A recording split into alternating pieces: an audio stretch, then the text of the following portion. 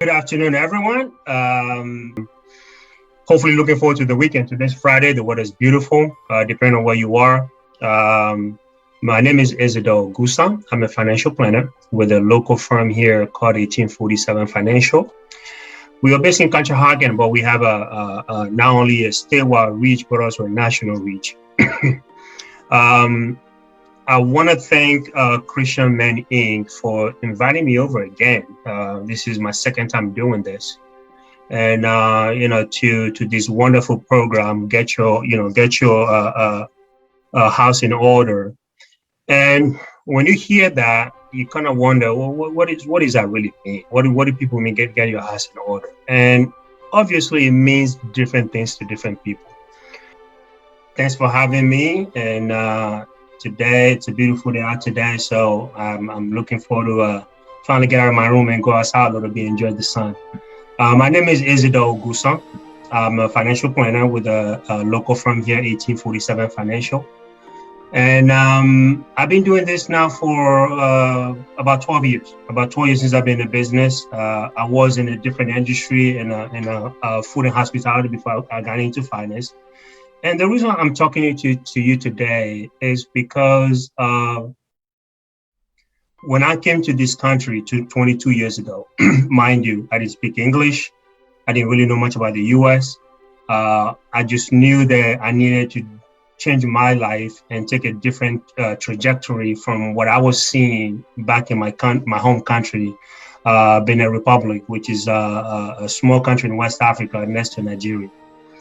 Uh, and part of those things are coming here and going through my own challenges, trying to learn the language, trying to understand the culture, and find a job and becoming legal, which took a long time to do. One of the things that I wish I've known, or somebody even actually took me under their wing and taught me, was really about financial literacy. I didn't know anything about finance. I came up from a culture and people just bury money on the mattress. So we got banks, but nobody really put money in banks except for businesses and the government. And coming to find out that working here in the U.S., you got to plan for your own retirement. My father was a teacher back home. He had a pension because that's how they do things back then. So when I came to the U.S. and I was working for a restaurant for almost 10 years, I never put money away because I didn't know I was supposed to. And nobody really told me that I'm supposed to do that. In my mind, I'm thinking, I'm going to work for this company until I die. And then hopefully before I'm dead and I retire, they just pay me a nice monthly check that's going to be my pension. And coming to find out that there's no such thing as pension working for most corporate America, and especially in a restaurant back then. So that was a rude awakening for me. And so I had to deal with that. I had to deal with learning about credit. I didn't know what a credit was. So I had to learn all these things the hard way, dealing with debt and so on and so forth. So I'm talking to you today because I wish that the first 10 years or 12 years of my life, I've been in the US now for 22 years, at least the first 10 years of my life, I can't undo those things that happened to me. I can only look forward. But I wish back then that I had a mentor or somebody who took interest in me, or even I can go to and ask about what does it look like? What does it feel like to live in the US? What does it feel like to build a life and build a life that I'm proud of? Whether I'm wealthy or not, but at least something I'm proud of. And I know I put in all my sweat and tears, work hard to achieve it, and then hopefully leave a good legacy for my family. And I didn't have that. So I got into personal finance to be able to help folks that may be feeling that way, that may be feeling they're not getting ahead, that may be feeling they really don't know how to deal with their finances. They really don't know how to deal with money, how to look at money, what it means in everything they do in life. To be able to coach them, educate them, so that they'll be able to make decisions that impact their life positively, not only for themselves, but also for the people around them, so they feel that they're contributing to the society. So that's one thing that I wish I had. But like I said, I work hard to put myself in the situation I am today. I always tell people of my age, I'm in my 40s. I always tell people of my age that, you know, for some of them that got the financial leg up, education they're supposed to get, I always tell them, I mean, if I had that kind of leg up, I wouldn't be probably 10 years behind on things I wanted to do, but I can't dwell on that. Those 10 years are gone. I can only focus on the future. And that's the lesson and the story I wanted to share with you guys today, that it hasn't always been green. I didn't start off, I didn't come from money. I came to this country 22 years ago, like I said, with $5 in my pocket. And that's how my life started here. $5 to where I am today. And it wasn't easy, it was rough, but I'm proud of myself. Really, I don't usually say that I fought through and finally find a way out to be where I am today. So what I wanted to cover today, and I think I spoke about this a few years back when I did my first session, it's when you guys hear financial planning, what does that really mean? What does it entail? As I mentioned earlier, that also means different things to different people. Some people may think that financial planning is just having investment or working with an investment advisor. Some people think financial planning is have as much insurance as you can to protect your family and have an insurance agent that you work with. Planner like myself, from the school of thought that to have a successful financial life, you can do just investing and you can do just protection, meaning all the insurances in silo. You got to bring those two together, and also adding different component of everything that goes on in your life. So the importance of financial planning is what I would call all the stuff that goes on in your life.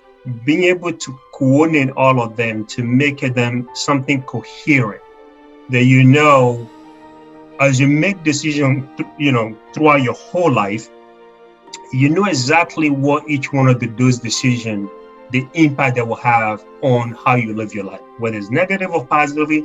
You at least have a pretty good idea. You're not guessing anymore. You have a plan, a roadmap that you can actually follow. So, sorry, I had to clear my throat. And I think for me, being in this industry for over a decade, the misconception that I have come across in terms of what people think financial planning is that have an investment account, have somebody the manager, you're doing your own, expect returns every year, whether that's realistic or not, that's a whole different conversation. And then hope that, when you get to retirement, you grow enough money to just live off. And that's fine. I mean, some people, it might work for them. For others, they just figure that, yeah, you know what, I'm good where I am, where my life is. I live off Social Security. I'll buy some insurance policy here and there, just make sure something happened to me, my family buries me, and I'm okay.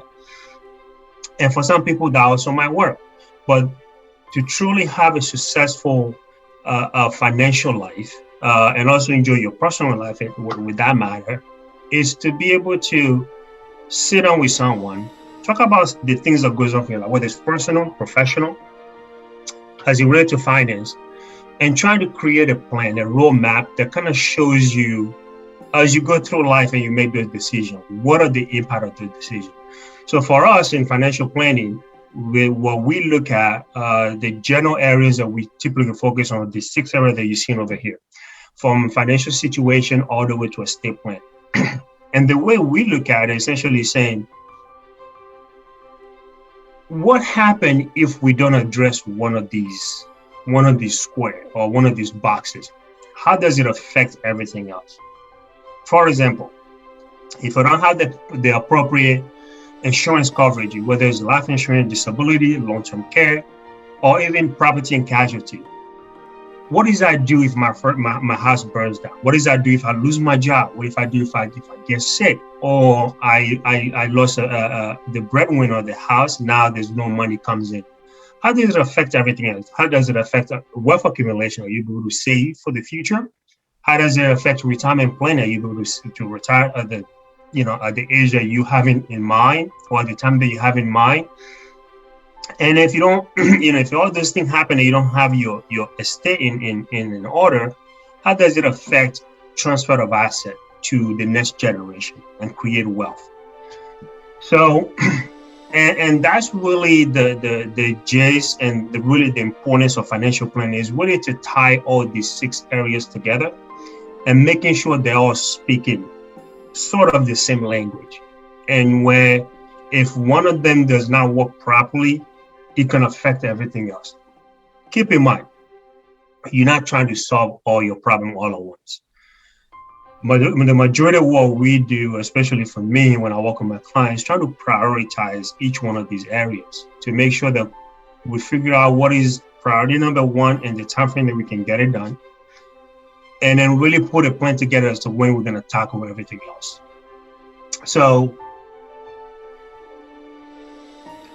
as you can see here, talking about all these different areas, if you don't have a solid financial situation, meaning get a good hand of cash flow, get a good hand of your debt management, saving and things like that, it may not allow you to do things like buy more insurance, things like put away money into retirement saving, putting money into investment account, or or if you don't have the proper insurance, like I talked about earlier, how does it affect retirement or wealth accumulation? And the big one, which is something that for us financial planners, we don't particularly do, but is an integral part of everything that we do, which is estate planning. And I think also the misconception here that is that to be able to do estate planning, you have to be wealthy. It couldn't be anything further from the truth.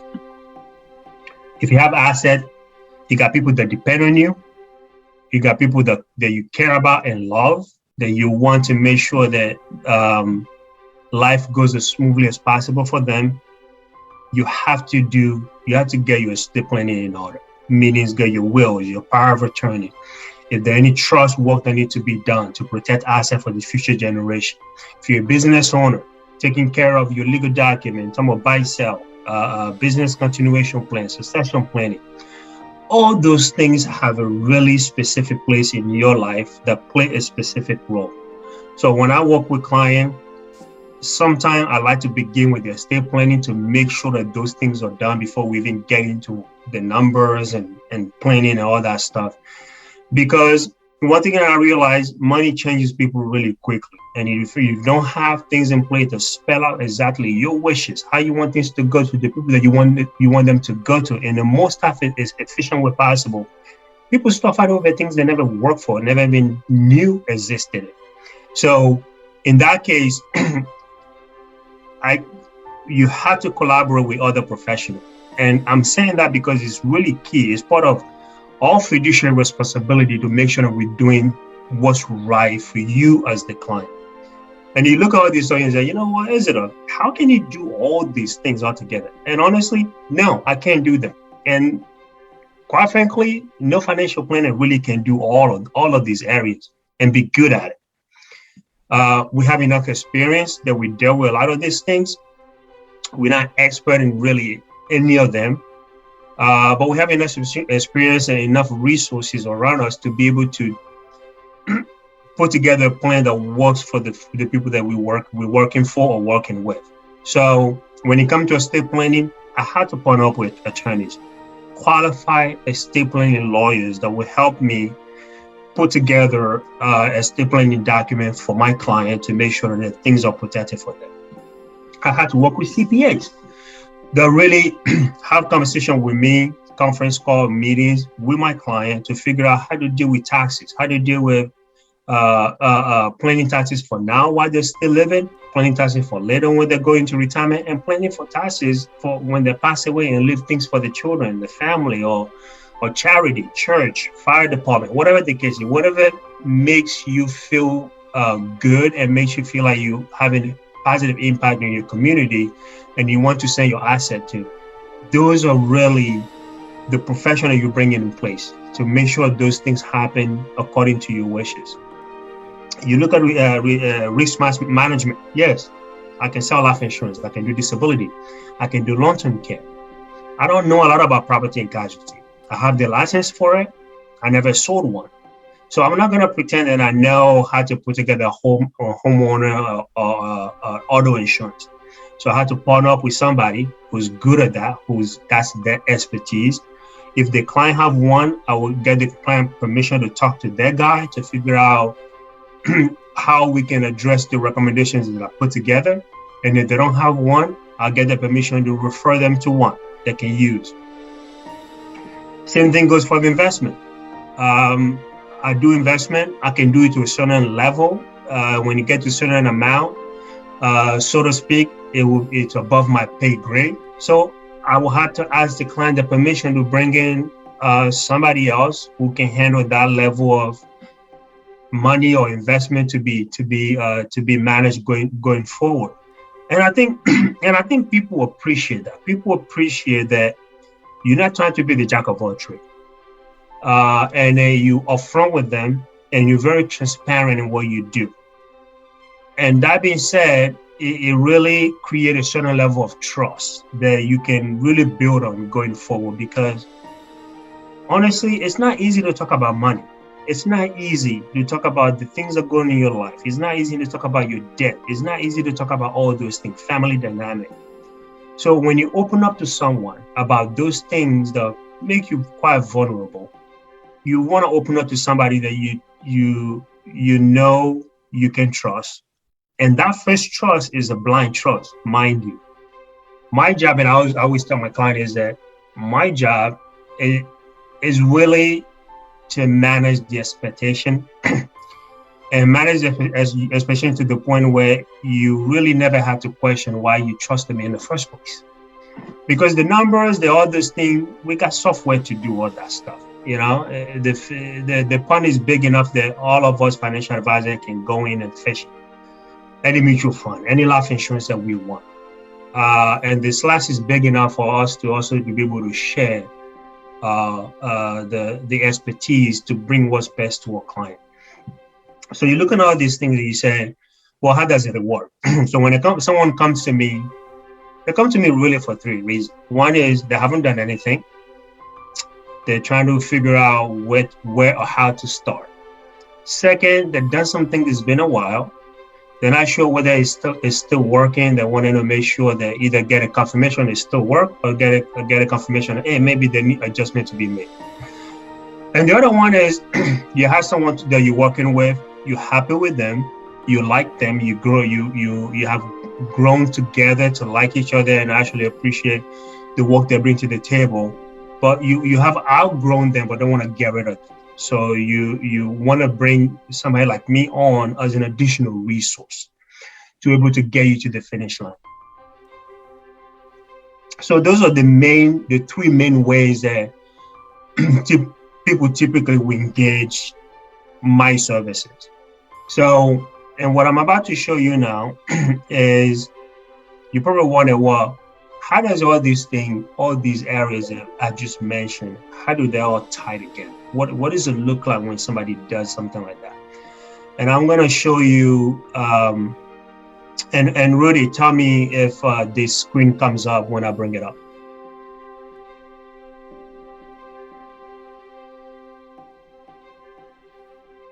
Yeah, I see the screen. Yeah, so you see Frank and Joanna? Yes.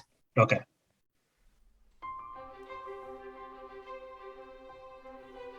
So what you're looking at here is an example of what a financial plan looks like. So this person over here, and don't pay attention to the number. This is just a case study that I use to show the power of financial plan. So this person over here, they're married, they got 2 children, they're in their early 50s. They got a whole bunch of things. They didn't know how all these things really work, what it's going to look like, what it's going to do for the future. They're good saver, and they build a pretty good life for themselves. But they make decisions they don't really know how it affects the bottom line, how it affects the family, how it affects future things they wanted to do. So they got investment, they got insurance, they got some money in the bank, they have a business they run. And basically the idea here is that, well, when they die, they want to leave money for the children. Part of what they want, some of the things they wanted to do, which is, their goal, and I will kind of show you the things that we talked about, what we went through. Part of some of the things I want to do, and this is relatable to any of you guys that have families that deal with the things that these guys are dealing with. Part of the goal is that the parents are getting, especially the husband, mother, it's up there in age. She can't really move around very much. They're thinking about, what if we bring her in to live with us? What is that going to look like? They're thinking about, well, we're not sure if we saved enough and we want to retire at 65, but we're not sure that's going to happen. What is that going to look like if we do that? And, we have a home that we live in, and we have a vacation home that we have as well. We don't know if we should keep it or should we sell it when we retire. And the big thing that's really important for them, they want to take vacation. They want to go away and then spend time with family and grandkids. And they don't know if they spend the amount of money they have in mind for this vacation, how does it affect everything else? So as I'm going through this stuff, you probably see me and say, you know what? These are the things that I think about as well. I don't know if we're ever going to be financially responsible for a family member. Take care of mom, take care of dad. And how does it affect you guys from work and your availability, your income, and things like that? Maybe we have a home that we don't know we should stay in because we just don't want to do the maintenance. It's too big to stay in, and we don't want to get a condo. Those are decisions we all had to make at one point. And most of the time we make them not knowing how it's actually going to affect us, how it's going to either hurt us or help us. So what I might want to go over here is that these are the things that these people talk to me. They have family members that live well into to the age 100. So there's a good chance they might also live, well into the 100. So according to everything that we've done, it looks like they may not be able to do that. So those blue lines kind of show that the plan is not going to work as things stand now. And that's how, so looking at that, things are not going to work out. On top of that, they wanted to retire at 65. So I ran this scenario and it looks like they may not be able to do that. So some of the recommendation, and you can see how that works over here, that we're recommending they retire 3 years later. So if I turn 3 years on, you show them what is that going to do. And anything that shows up on this graph that's green shows you that things are going to be working exactly the way they wanted to if they made these changes. So if they work 3 more years and retire 3 years later instead of 65 or 60, 63, 62, this is what it does to their life. This is what it does to their portfolio, how much money they gain by doing that. And if they want to take care of mom, both of them mom, and they're going to be spending $60,000 a year for the next 8 years, what does that look like if they do something like that? So I'm going to turn that on because I read that scenario for them. And you can see how that is actually affecting the bottom line. It's actually taking a lot more money out of pocket. And if they actually retire at the age they wanted to retire and just support moms, the money they're spending, I can tell them that maybe that's not going to work. And it's noble. It's really a noble thing for them to do, to want to take care of their parents. But maybe it's not $60,000 that we need to spend. Maybe it's not 8 years that we need to do it for. We need to figure out a different way to do it. So I just want to go over, one of those two things to show you the power of having a plan. And part of this is to figure out, well, what if we take Social Security early? What does that do?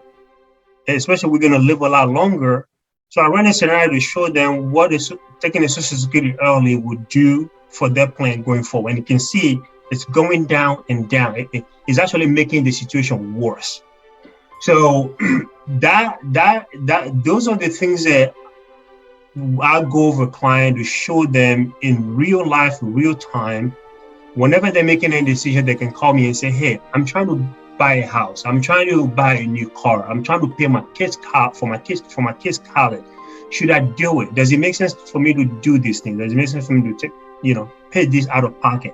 Or does it make sense for me to finance some of it? And these are the things that I go through with clients to show them whether something is going to work or something is not going to work. Keep in mind, COVID happened and changed a lot of things. A lot of people weren't prepared, and to deal with this type of event, and it really affected them. But also, it shows another side of why it's good to be planning for the future. It's also good to be enjoying your life now. Figure out what the right middle ground is to be able to do things for the future, but also enjoy life as it is now. I'm a big proponent of it makes no sense to save all your life and get to a point where you do all that stuff, but you actually don't end up enjoying it because you died too soon.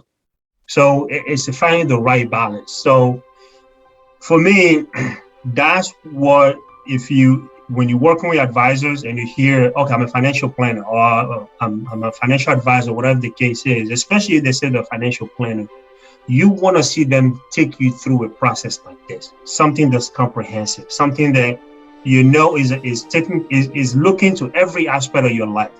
Mind you, it doesn't mean you have to do everything all at once, but you at least know what you don't know, and you can start working on that. So part of my challenge to you guys as you listen to this speech is, if anything that you can do is go home, dust everything that you already done. If you haven't done one, that's not the end of it. It's probably the best thing, because you're getting started on a clean slate.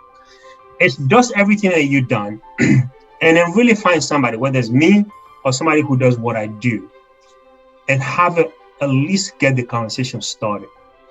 All this stuff that I just went over with you guys, we all think it. We want to buy a car. We want to buy a house. We got children that you kind of worry, hey, what if I die tomorrow?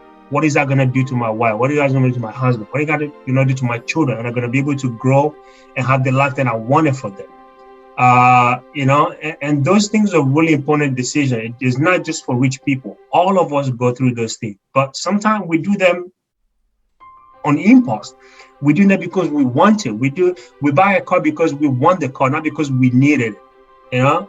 We, instead of buying a Nissan, you go and buy a BMW.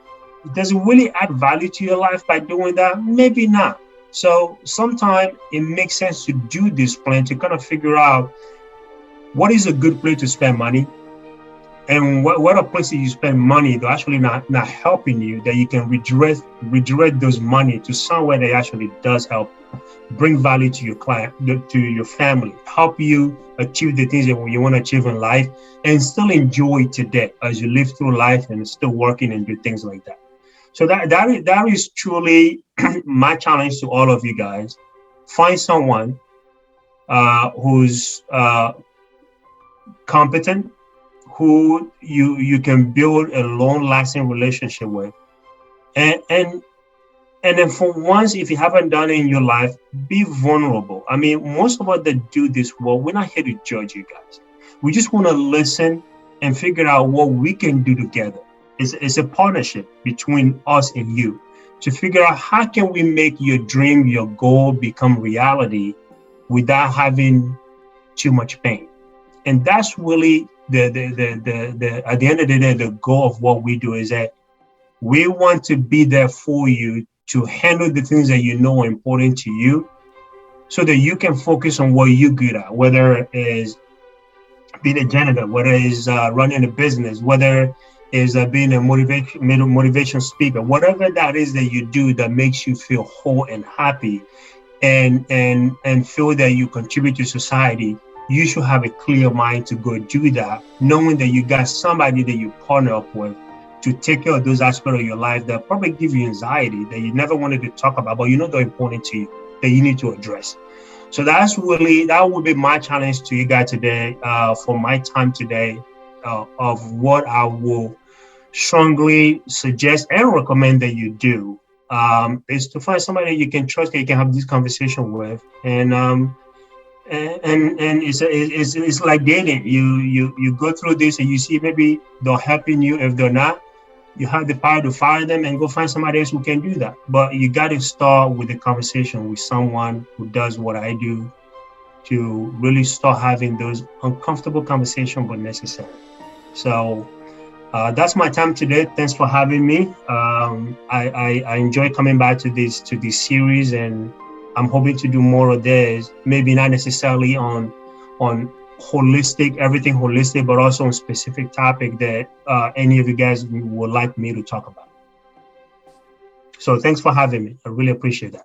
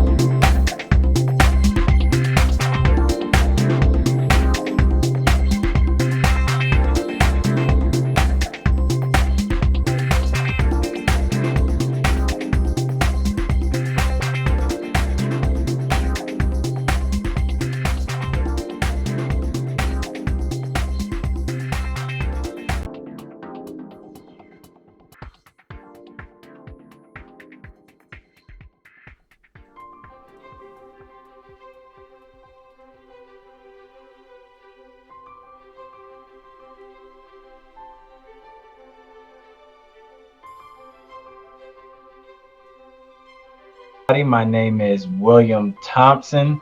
I am the president and CEO of Total Life Care.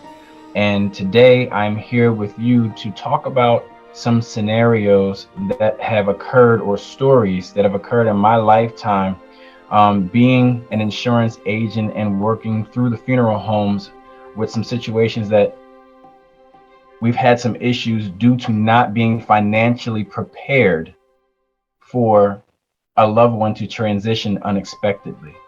And so whether that's a savings account, whether that's just having money in your checking account, whether that's not enough money on your credit card, or just not having life insurance period or a pre-plan in place.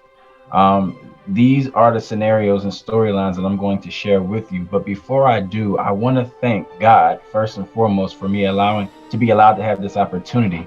But I also want to thank Christian Men Inc. for having me yet again.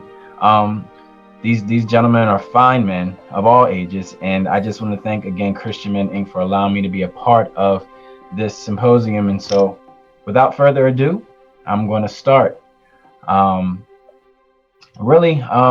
Throughout my lifetime in terms of the funeral world, my first situation that came to me, and it was actually really gut-wrenching. This was during COVID. And so who can imagine, right, that the world would have shut down March of 2020? but it did. And with the world shutting down came a lot of people transitioning at a rapid rate. With that being said, my first story was we had a family come in. The uncle passed away. We took care of him. They said he passed away due to COVID. Not a problem. We took him to the cemetery. A week later, the nephew unexpectedly transitioned due to violence. This is during the rioting and things of that nature. They had no money for him in terms of an insurance policy, but they did have enough money for his cremation. A week later after that, the same family comes in because the matriarch of the family, the grandmother, passed away. They thought she had 3 policies in place. She borrowed from 2 of them, and a third one lapsed. No insurance. The matriarch of the family now has to be cremated because they do not have the funding to make sure that their matriarch is taken care of. Not that anybody else was any less significant. But ladies and gentlemen, let's just think about the matriarch of your family. Okay? She's lived her best life. She served everybody in the family. And because of COVID, back to back to back, the same family came 3 times in 1 month. 2 of the 3 passed due to COVID. And I'm pausing myself because I want y'all to understand. When you sit down with a family on the opposite side, they're not even done grieving over the first loss of the uncle. Now the nephew. Now the matriarch, the grandmother, the entire family, completely emotionally wiped out, financially wiped out, and they have no other way. They can't give her the traditional service that she asked for because they can't afford it. Because there was no agent that did a policy review for her policies. There was no one in the family that knew well enough to know to make sure these things are in place. So now, as a part of the funeral home, what do? You can give the best options in terms of financial funding as possible, but they still have to have the proper approval or wherewithal to obtain it. It hurt to see them grieve the way that they did. So I'm telling you, for all that are out there, if you have anyone in your family that has policies and they have not been reviewed within the past 2 years, they need to be reviewed, because had grandma had the policies reviewed years ago, they would have knew about the problems. But they didn't know what they didn't know. On top of the fact that they were already grieving over their other loved ones. Let's now, with this information from my mouth to your ears, be a part of your story as we move forward. My second one, this one was, family was all across the country. Okay?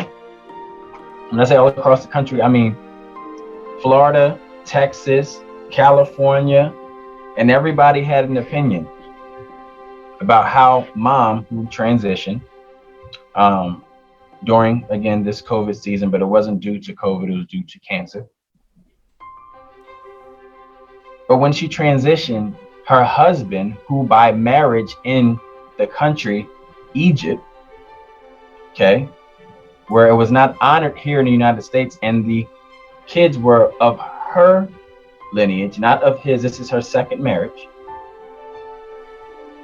The policy was in his name, and they wanted him not a part of any of it. So therefore, they had no insurance. They thought mom had all of it taken care of. but she didn't.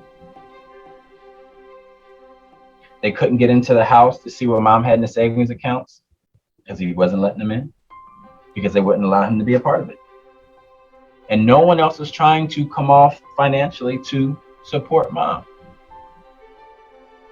We told the family, hey, listen, no worries. We'll hold mom. We'll make sure she's well preserved and everything is well. You just we got to get y'all together to be able to come, so you can have the proper service. The husband wanted her to be buried in a natural burial ground. The kids wanted her to be buried in the family cemetery area. But again, no one was coming up with the finances to make either one of them happen because there was a stalemate due to family issues. We did end up eating that. And what I say that as a funeral home, we did end up eating some of the pricing on that because she was with us for so long, and there's an expiration date to a time that we just want to make sure that the family moves forward. So we did move the family along. However, at the end of the day, she had no life insurance. She had no burial plan. There was no preset way that she wanted her final arrangements to be taken care of.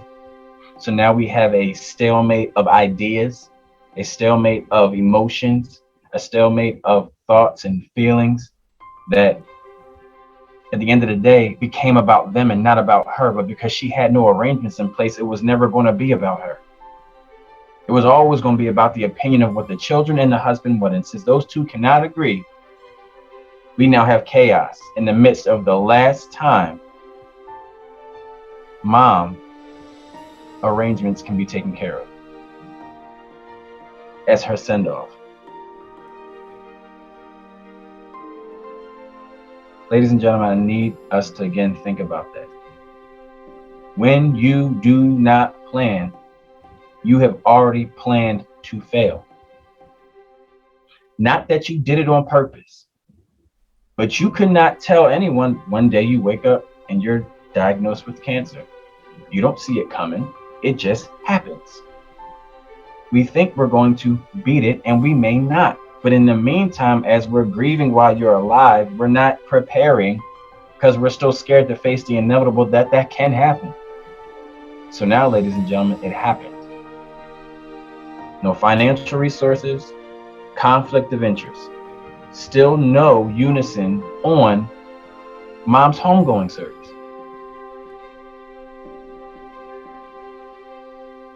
Help me understand why we can't figure that out. When we've set our emotions to the side, what is more important?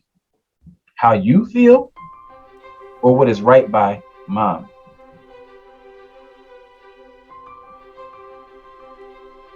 My third scenario,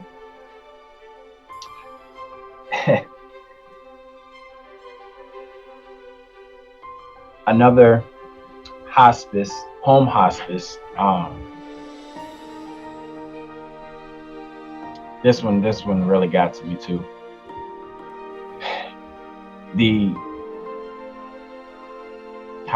She transitioned. The brothers and the sisters all came in. They were all trying to work together, right? But she never had a policy in place. They weren't worried about the arrangements. Okay? They all were in agreement on loving on their sister to make sure that she had a place to be memorialized and honored. The problem is they didn't have the money. So every day, one of the brothers or one of the sisters would come in and give $10 here. Some people would donate $50 here, $25 here, and they wanted a traditional service. That was never going to happen. So we told them, no worries. Like I told you before in the previous scenario, we'll take care of your sister. She's with us. It's already a hard time during the pandemic, okay? A lot of people are not working. Some were not getting the pandemic unemployment, okay? Rubbing two nickels together to make ends work. It was a very, very hard time. And that is why I said earlier, if you've not planned your future, you have planned for failure. And it's not to be rude or disrespectful, but COVID opened up the world as it shut down the world to the thought process that you are not promised tomorrow.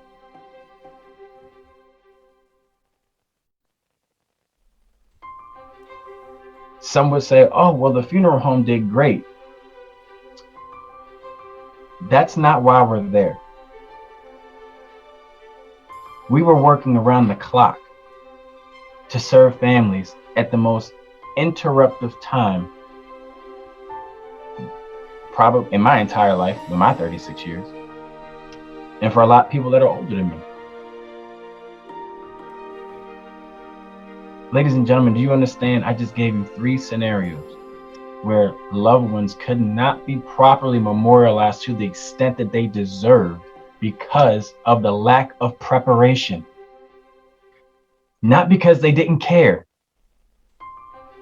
because you did not prepare.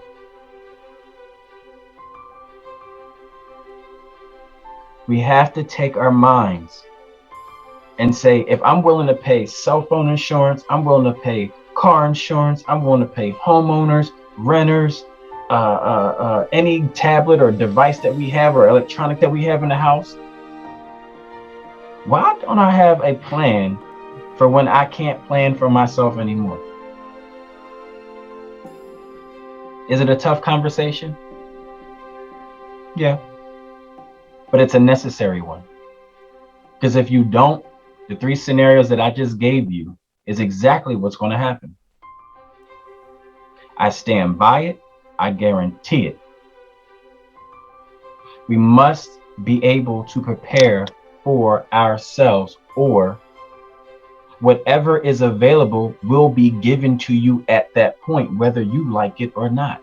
Now imagine how your children, grandchildren, nieces, nephews, uncles, aunts, so forth, whomever it may be that's related to you or in close relationship, how must they feel knowing they cannot give you what it is that they know you really wanted?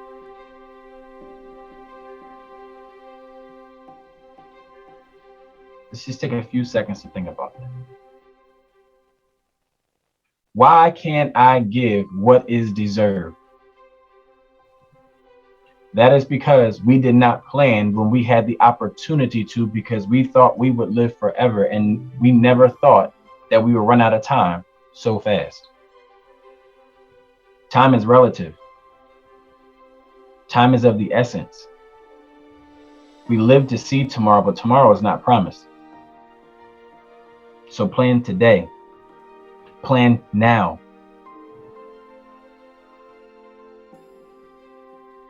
Ladies and gentlemen, this is William Thompson, President and CEO of Total Life Care.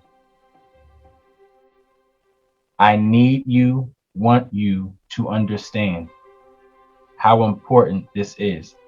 It's not about the money. It's about what happens when the money's not available for your family when it's most needed. That's what we want to take care of. That's what we need to take care of. That's the imperative point of this entire 3 scenario conversation. Christian Menning, it's been a blessing. I thank you again for having me. Take care. In conclusion, what we're talking about today is talking about getting your house in order. If your house is not in order, it is destined to crumble. If you don't check your foundation of your house, if the foundation crumbles, the walls come down, the roof begins to cave in, right?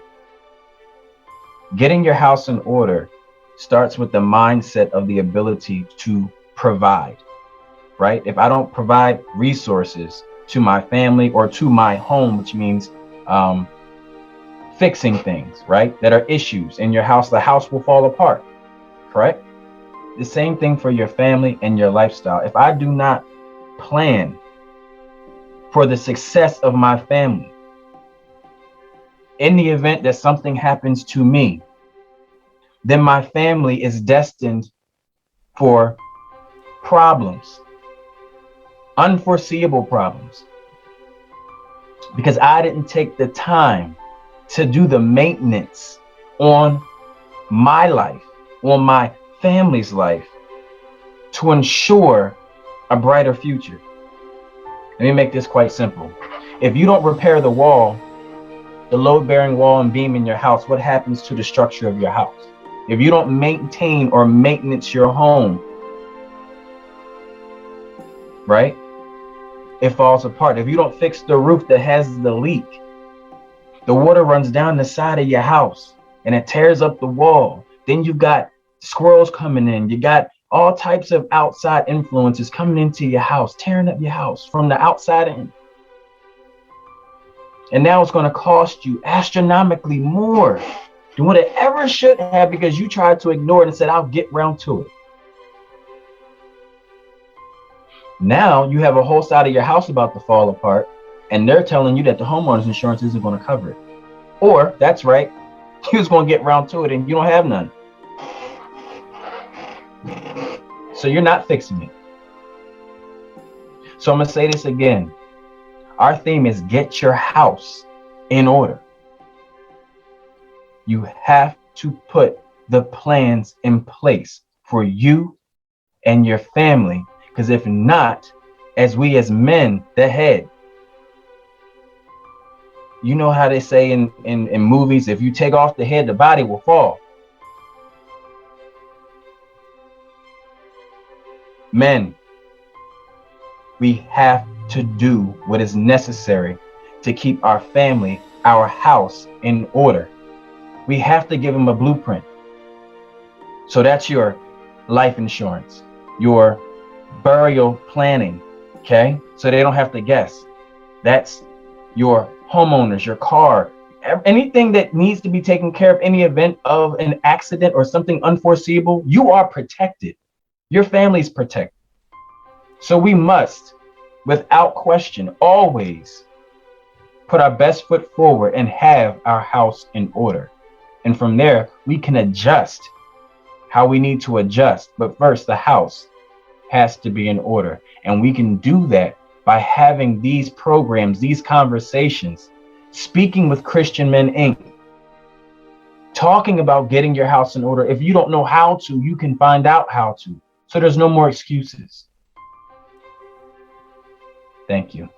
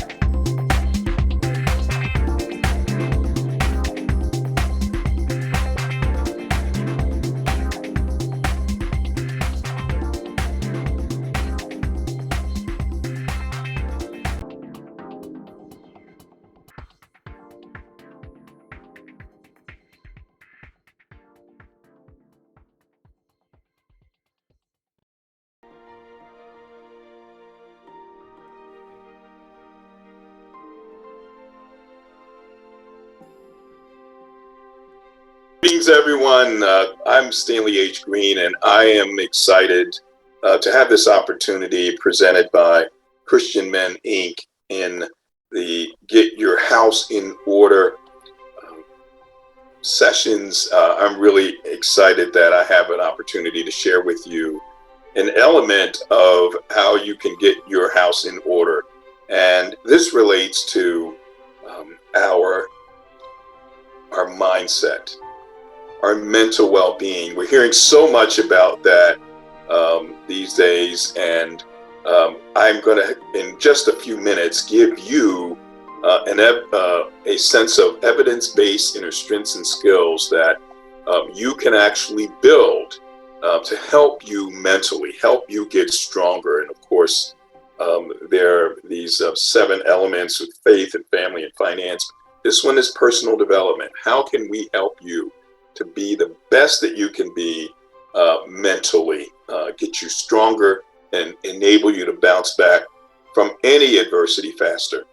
I've been at this for about 10 years now, and prior to that, going all the way back, I grew up in Philadelphia, attended a public school, and had the opportunity to attend the University of Pennsylvania. I was recruited by a gentleman by the name of Chuck Daly, who went on to fame in the NBA and coached the Detroit Pistons, the Bad Boys, with 2 NBA championships, and then of course the Dream Team in 1992 with Magic, Bird, and Michael Jordan, Charles Barkley, and all of those guys. And so I had the honor of playing for men, but I learned a lot in those experiences and growing up in Philadelphia, West Philadelphia, North Philadelphia. My high school, Germantown High, had 7 gangs, and this was in the early 70s when people think that there's a lot of gun violence now. There was a lot of violence back then, and somehow we had to navigate through it. So while I have a company that acquired the assets of another company called Reflective Learning that had the intellectual property rights, they came out of the University of Penn's Positive Psychology Center. Fact is that, like many people watching this, I came from, challenging beginnings where Dad left me and my 5 siblings and my mom, and she had to, call on her own resilience, which is what we'll talk about tonight, to get us all through it and to keep us focused. And so I'm really proud that I had the opportunity to wind up going to an Ivy League school, coming out and running, companies and being involved in Verizon, and then as a 33-year-old being a general manager of a cable TV system that we turned around, then running a synthetic turf company. I was the president of a company called The Box. It was a music video channel that we sold to MTV. I created a news channel called TSM. If you ever look up the Comcast network in Wikipedia, you'll see the reference to the company that I created called Tri-State Media, TSM News, that became part of Comcast. I was a deputy treasurer for the Commonwealth of Pennsylvania. I crammed about 3 lifetimes of careers into one. But what's most important is where I came from. So what I want to share with you are some skills that I am confident that if you can build these and work through these, that you can accomplish anything. You can bounce back from any challenges in your personal life, challenges in professionally, doing the kinds of things or trying to accomplish big things. You can do all of that with the power of your own thinking. So let's do this. I'm going to go to my slideshow here, and we will move right in and start with something that I think is very critical that we all need to understand. This is a concept. You can Google this. It's called learned helplessness. And you'll learn about the gentleman, the young psychologist in the late 60s that had this theory around learned helplessness. He came up with the name. And basically what he said was really powerful. And I want you to think about our community in general, in particular. He said that learned helplessness was this condition that people suffer from, where they feel this sense of powerlessness, which arises from a traumatic event or persistent failure to succeed. Persistent failure to succeed. And how many times have people tried things and then they just gave up? And when you told them, look, you got to try this again. Look, I tried it all. It's not working. It hasn't worked. So I'm not even going to try anymore. It's thought to be one of the underlying causes of depression. So just as this gentleman, Dr. Martin Seligman, did prove in that there is something called learned helplessness. You know people, family members, friends, and maybe even yourself from time to time that may have fallen into this state. But I would argue that we have an entire community that has learned to be helpless. And even though there are ways that we all can bounce back and succeed, there are many people that don't think that it can happen. So what I want to share with you is that there are inner strengths that have been identified through Penn's research. They focused on and studied this thing called learned helplessness. And then they said, well, if people can learn to be helpless, can they learn to be the opposite? Can they learn to be more optimistic? Is that a learned skill as well? And they actually identified 7 inner strengths such that if you were strong in these 7 areas, and I'd like you to take notes, then you can bounce back from any adversity faster. And I'm going to run you through these. Now, through this short presentation, you're not going to be able to walk away and say, okay, you know what, I can bounce back from any adversity faster, because it takes repetition, it takes skill building. And we'll get into that as well and how you can build those skills. So the first inner strength, think about it. When you're down, things are not going well, there's emotions that are triggered. 5 big negative emotions. You can be angry, there's sadness, there's guilt, there's embarrassment, and then there's anxiety that people experience. Those are the 5 big negative emotions. And our goal is to help you to regulate those emotions, to mitigate or reduce the amount of negative emotions like anger and anxiety. And so that speaks to this first inner strength of resilience, which is emotion regulation, the ability to stay calm under pressure, regardless of what's going on. Now, the second inner strength that can help you bounce back from any adversity is impulse control. And that is the ability not to say or do the first thing that comes to mind. How many violent situations or situations where it's going out of control in a marriage or in a relationship because of those 2 things: emotion regulation, lack of emotion regulation, and a lack of impulse control. Next is empathy, the feeling that you understand another person's experiences and emotions. The 4th inner strength is a big one, self-efficacy. That is the belief that you have control over your ability to succeed. If you don't believe that you can make it, you're in trouble right off the bat. Next, related to self-efficacy, this belief that you can do it, is optimism, which is the view that all things will ultimately have a successful outcome. So think about those 5 inner strengths so far. If you are, really strong in these areas, you would agree you can bounce back from whatever goes on. It could be a loss of job, it could be a loss of a loved one. You'll bounce back faster. Next is causal analysis, a systematic way of finding the root cause of a situation or problem. How many people kind of just operate at the surface and not really ask these 5 whys? So why did this happen, and why did that? And you drill down until you get to the bottom of it. And then this is the big one, folks.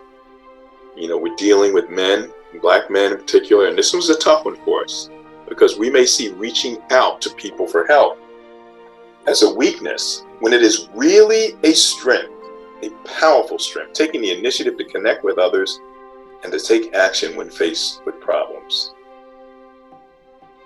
So how do we build these strengths? We do it through the identification and the building of skills. We won't spend a lot of time on them, but I want to run through them so that you are now aware. First is the skill of ABC, understanding the relationship between A, what happened to you, B, the belief about what happened to you, and C, the consequence or that negative emotion. The example I usually give is somebody getting cut off on the road. That's the adversity. If you're driving down the road, what happens? Somebody cuts you off. And we usually go from A directly to C, the adversity to the consequence, the anger, the negative emotion. But what we fail to realize is that when we drill down, it was the belief about what happened to us. If we believe that somebody intended to hurt us, then we're going to be angry. But if we change that belief, well, maybe they didn't see me. Maybe they were just in a rush to get to see a loved one who may be dying in the hospital. Then all of a sudden, that negative emotion, that C, that consequence goes away.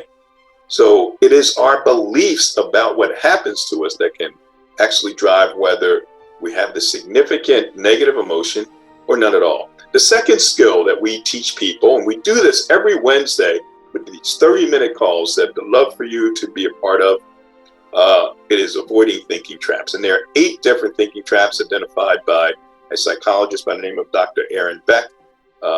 Think about this now. See, we experience, and our brains are processing 50,000 thoughts a day. Typically 70 to 80% of those thoughts are negatives. Many times we fall into these thinking traps. We jump to conclusions about things. We beat ourselves up too much, personalizing. We externalize, blame others. We minimize and magnify. We minimize the positive, but we magnify, make a mountain out of the molehill when it comes to the negative. We mind read. We think we know what someone else is thinking, or we expect them to know what we're thinking. We overgeneralize, and how much of, think about what's happening with African-American men and how authorities overgeneralize about them. There's tunnel vision and emotional reasoning. But then the next skill is detecting these big iceberg beliefs. It's not what's happening above the surface, but below in our hearts. These deep-rooted, long-held beliefs about ourselves and the world. And then we have to get into skill number 4, how we challenge these beliefs, push back on them so that we can grow and change. That leads us to number 5, how we put things in perspective. It's not the end of the world. The sun will come out tomorrow. Then there's calming and focusing. When we're hit with that adversity, first thing, take that deep breath. 5 seconds in, 5 seconds out, to calm ourselves down. And then 7 is real-time resilience. How we can bounce back. When we perfect these other skills, we can bounce back in real time. Because at the end of the day, life is not about how fast you run, how high you climb, but it's how well you bounce back. And the reality is, with what we do, we're acknowledging that most of our beliefs and our habits that are formed by the time we're about 8 years old, and we live the rest of our lives that way. But the goal is, I don't care where you are in the life cycle, we can retrain your brain in just a few short months where you think very differently. So our expectation is that you not only take this and become more aware of the control and the power that you have to change things, but that you can get on our Wednesday calls. And I'll leave your phone number. You can write this down, 215-219-8409. 215-219-8409. Text me your first and last name. I'll get you on a list to send you a text reminder about our Wednesday calls, 7:30 to 8 a.m. on Eastern time on Wednesdays, and then Wednesday night, 9:30 p.m. to 10 p.m., where every week on a Tuesday night, we'll send out a video to you, and a short video, 2 to 5 minutes, where we'll focus on a particular skill. I can guarantee you, because I've had all the testimonials, to 3 to 6 months on these calls consistently, you will find yourself responding differently to any of life's adversities. And just like Serena Williams, who for 20 plus years has practiced and won, we have to practice these skills, these mental skills that I shared with you to improve. So finally, I've had a person share with you a quick story.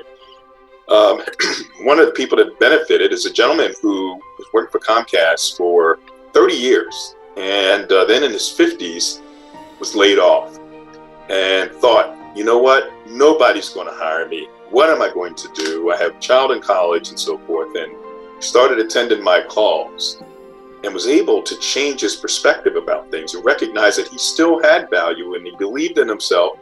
You know, when he went out to get a job, he actually within a few short weeks was able to get 3 job offers and then picked up the job. And he, you know, came back, was so thankful for what we were able to do to help him change his thinking about himself and his ability to succeed. So again, I want to thank the Christian Men Inc. and you know, really thank you all for what you're doing to get your house in order. And we are, again, giving you just a small piece that can have a big impact as it relates to getting your house in order. Again, Christian Men Inc., thank you very much for inviting Power Thinking and myself, Stanley H. Greene. We appreciate you.